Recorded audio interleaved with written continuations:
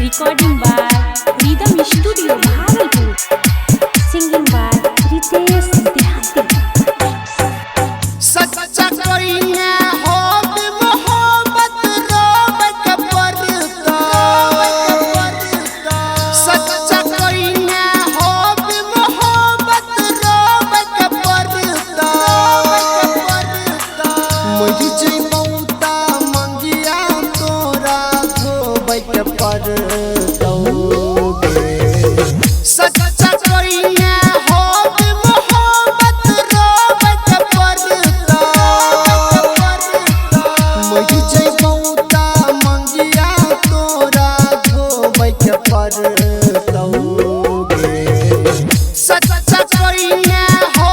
मोहब्बत रोबक पड़ता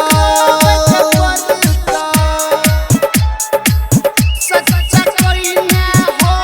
मोहब्बत रोबक पड़ता DJ Vikas.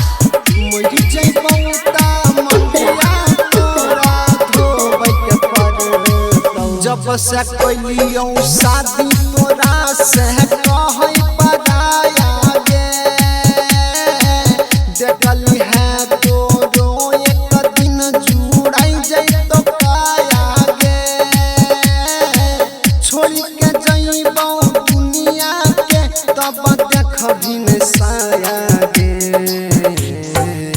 हमारा खातिर जाना गे बेचैन तोरा होबक पड़ता मुझे जीवता मंगिया तोरा धोबक पड़ता सच्चा कोई है हो मोहब्बत रोबक पड़ता सच्चा कोई है हो मोहब्बत रोबक पड़ता DJ Vikas.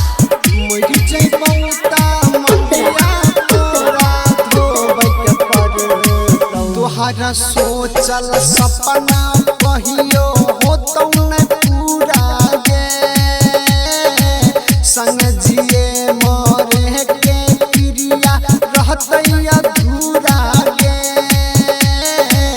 कहो रीते सवा तोरा से मौगिया होतौ न पूरा गे